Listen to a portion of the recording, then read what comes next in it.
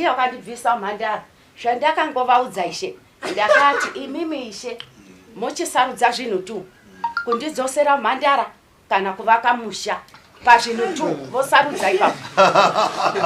Nekuti kubva ipapo mudiki nguva 2003 handina kana kuvata kana neumwe chete murume. Ndiyo ndakamirira yeye. Kubva 2003 mudiki. 2003 122 handizivi chinozwi murume. Ende zvavari kureva kuti shuwa mai havauri vanoziva. Vanotoziva. Ini nokudza Bhaibheri mberi. Munona matamubini. Yekwasemwayo.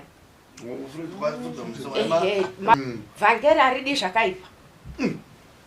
Tinosimbiswa neshoko. Kwavhura magwaro.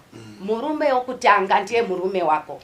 Munoparadzaniswa nerufu kana nguva yaMwari yakwana. Aripo kana aita hadi inini handiwanikwi. Asi akazi wafa ndasunungurwa. Ndo zvinoreva Bhaibheri. Madhodha nazi.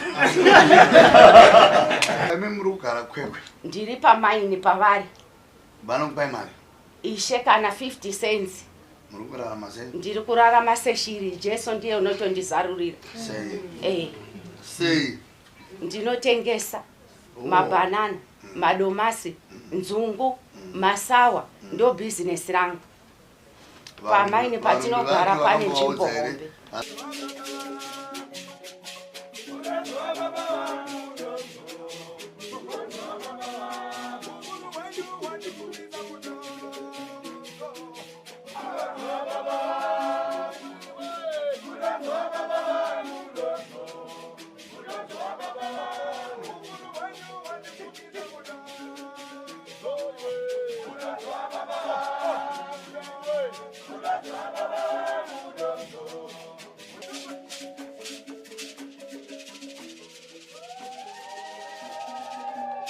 For these and more stories, tune in to Zim Newsbeat TV with Robert Tafumani.